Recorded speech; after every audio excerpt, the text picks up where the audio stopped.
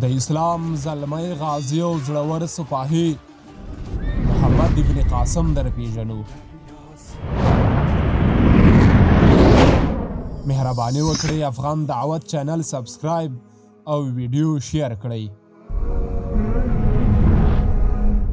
محمد ابن القاسم الثقفي رحمه الله د سند فاتح او د اسلام په تاریخ کې تر ټولو ځوان او وتلی قائد دی.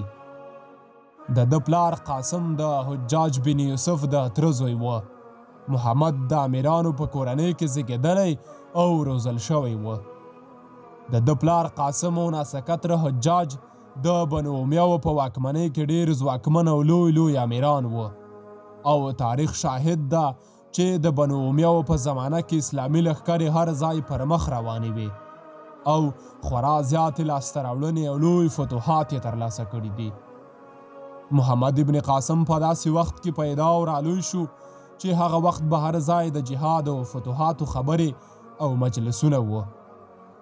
د واکمنو امیرانو توجه هم د جهاد د سنګرونو لور ته وه او د دوی په مجلسونو کې هم دا خبرې تودې وې. نو په داسې ټولنه او د هغو په واکمنه کورنۍ کې د محمد په څیر ځوان اتلان پیدا کېدل ډېره د تعجب خبره نه ده. د موجوده پاکستان سند ایالت هغه مهال ډېر مشهور هیواد و چې پلازمینه یې دیبل موجوده کراچۍ وه. مورخین لیکي چې د عمر ابن الخطاب رضی الله عنه په زمانه کې لا هڅه شوې وه چې مسلمان لښکر دې هیواد ته مخه کړي، خو حالات برابر نه شول. بالاخره د اموي خلیفه ولید بن عبدالملک په زمانه کې حجاج بن یوسف د څو اسیرو مسلمانو کورنیو د خلاصون لپاره دې هیواد ته 6,000 کسیز لښکر تیار کړ او د دې لښکر مشر یې خپل وراره 19 کلن محمد وټاکه.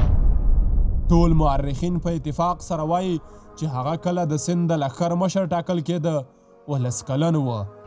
په سند کې د فتوحاتو داستان اوږده او دراز ده. د غوره اخلاقو لوړ سیرت کیسې هم پرېمانه دي.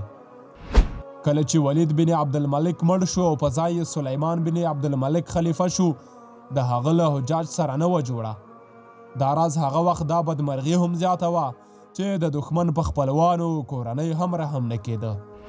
څرنګه چې محمد د حجاج له کورنۍ څخه و، نو سمدستي سلیمان د سند د لښکر له مشرتابه نه د ګوښه کولو امر وکړ او د ده پر ځای یې بل کس وټاکه. تاریخ لیکي چې محمد ابن قاسم ته د خپل لښکر مشرانو مشوره ورکړه چې د خلیفه د امر مخالفت وکړه. پتا کې کومه ګناه نشته، شرعاً مخالفت کولی شي او که د هغه خبره ومنې او هغه ته ورشي، نو هغه به خامخا ستا د تره غچ له تا اخلي او تا به وژني. خو ده وویل چې زه مرګ ته تیار یم، خو د مجاهدینو او مسلمانانو په لښکر کې مخالفتونو ته نه یم تیار. او هغه و چې کله بیرته عراق ته راستون شو، د بغداد نوي والي صالح ونیو او د واسط په بندیخانه کې یې بندي کړ. د صالح ورور ادم حجاج وژلی و. د هغه په بدل کې محمد په بندیخانه کې له ډېرو شکنجو او تعذیبونو وروسته وواژه. د تاریخ شنونکي کاږي که دا د اسلام ستر او زلمی غازي پرېښودل شوی وی، کولی شوی ټول هند او چین فتح کړي.